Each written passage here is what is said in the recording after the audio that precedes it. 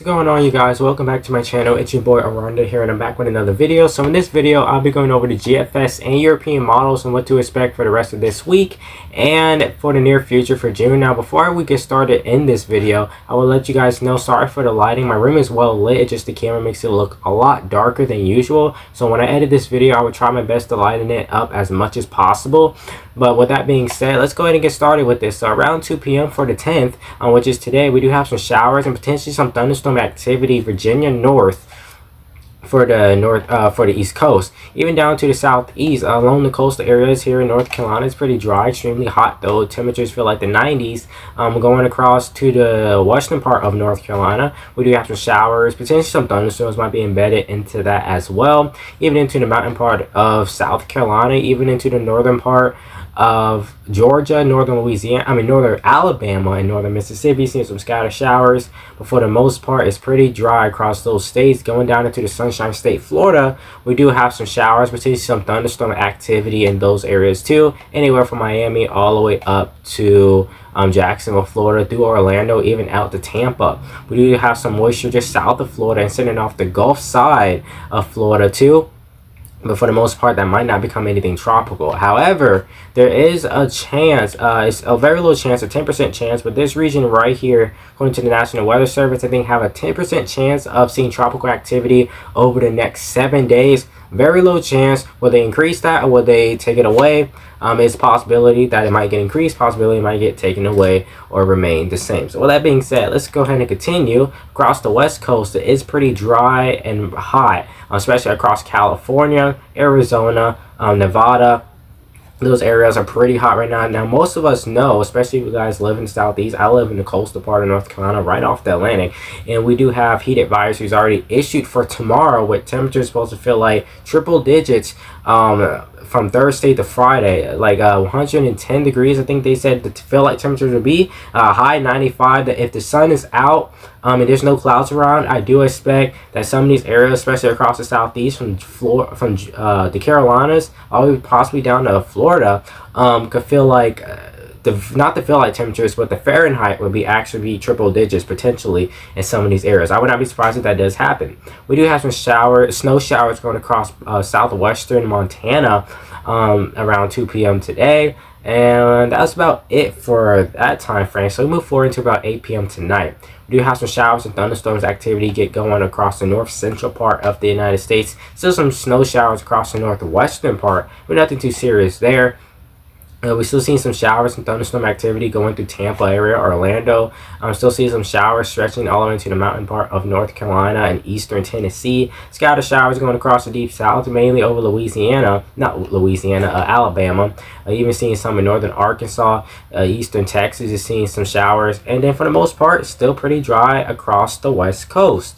Going to about 2 a.m. on the 11th, we do have some showers and thunderstorm activity still ongoing across the northeast. Scattered showers going through North Carolina, mainly that Raleigh-Durham area, the Triangle area to be exact. And then we do have some showers and thunderstorms get going across the north central part of the United States still. Still seeing some lingering snow showers across the northwestern part, but for the most part, everything is going well, except of the extremely hot weather going across the southwestern part of the United States.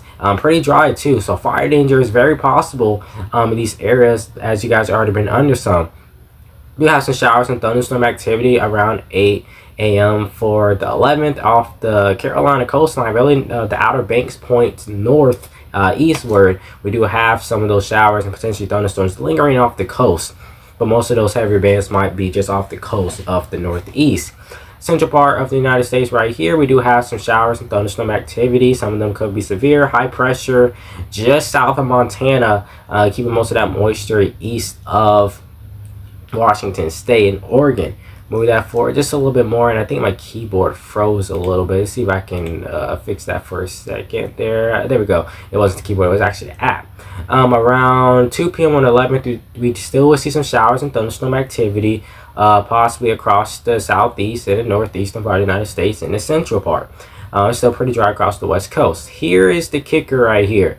You see that right there. Gotta make sure that I do not do anything sneaky around the 11th around 2 p.m. But look, we do see some slight rotation, but then it just fades off. It's like it gets stuck down there just south of the United States. Now we do have Tropical Storm Christina, I think just off the coast of El Salvador.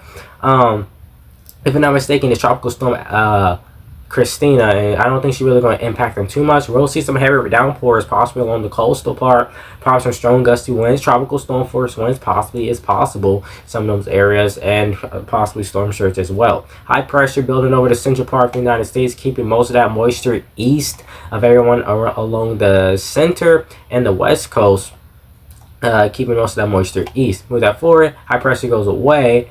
Around 2 p.m. on the 12th, we do have some showers, thunderstorm activity stretching from the northeast all the way down to the deep south. Southeast start getting up on a little bit more activity, especially Virginia down to the Carolinas, seeing some showers and thunderstorm activity.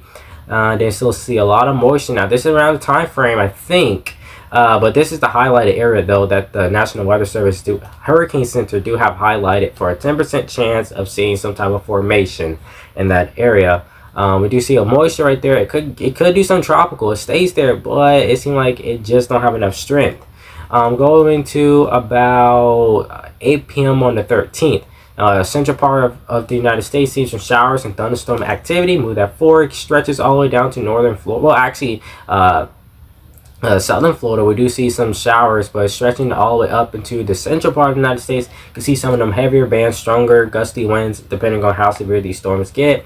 Move that forward, do see some shower and thunderstorm activity, potentially severe over eastern Virginia. Stretches to the northeast around 8 p.m. on the 14th, seeing some showers and thunderstorm activity, even across the deep south. Some of that can get severe around 8 a.m. on the 15th, just south of Oklahoma, really that Texahoma area. Texas and North Carolina state line area, we do have some of those showers and thunderstorms potentially could be severe as well. Moving across through this deep south, through Louisiana, Arkansas, Mississippi, it gets a little bit more dicey across central Mississippi and northern Louisiana as time goes on. Then eventually goes into Alabama and then even impacting the western Carolinas as well. Some of those storms can get really severe down there in south central Texas around 2 a.m. on the 17th.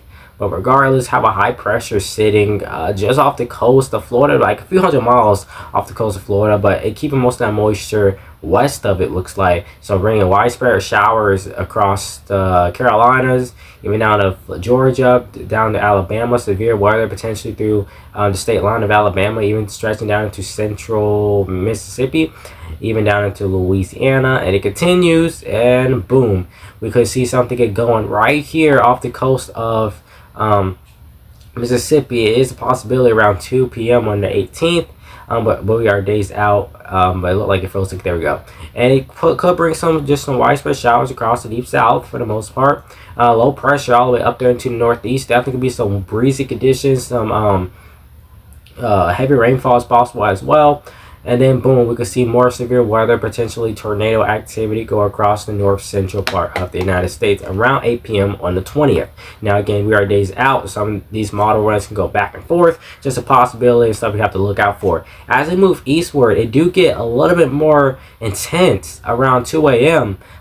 So in the middle of the night, we do have around the 21st time frame, 2 a.m. Could see some strong gusty winds, some heavy rainfall. Potentially could see some pop-up tornadoes and some of this. Then it eventually starts stretching and going across more of the northeast, but mainly being a rain and possibly thunderstorm event. Right behind it, around 2 a.m. on the 22nd, just a little bit further south versus the first system, do have some showers and thunderstorms going across the north central and the central part of the United States. Some severe weather possible in southeastern Kansas as well. We have forest scattered showers going across the southeast and the deep south. But for the most part, it remains pretty quiet across the west coast as well, which is extremely hot weather. And then boom, across the central part of the United States again around 2 a.m. on the 24th, seeing some strong storms in this region. Definitely could wake some people up depending on how loud the thunder is, because there might be some loud thunder embedded into some of these. And they got to watch out and see what's going on right here off the coast of Mexico. So this was the GFS model. Let's go ahead and switch to the Euro and see what it has to say about all this. We can go ahead and move into about 5 p.m. on the 10th, because it's after 2 p.m. now. Around 5 p.m. On June 10th, we could see some scattered showers and thunderstorms going across the north central part of the United States, even across eastern Virginia. With that forward, things quiet down overnight a little bit, just seeing some scattered showers, then boom, 5 p.m. on the 11th, seeing some severe weather in the dead smack center of the United States, even seeing some showers and thunderstorms off the coast, not off the coast, over Florida. Move that forward, some of that energy do break off and try to head straight north into Canada with some showers and thunderstorms, and it does around 11 p.m. on the 11th. Everything starts to quiet down across the United States, scattered showers, nothing too suspicious there. Some of those could be severe in some areas. If it gets into some thunderstorms, then boom, around the 13th at 8 p.m., could see some more showers and thunderstorm activity. Some could be severe across the central part of the United States.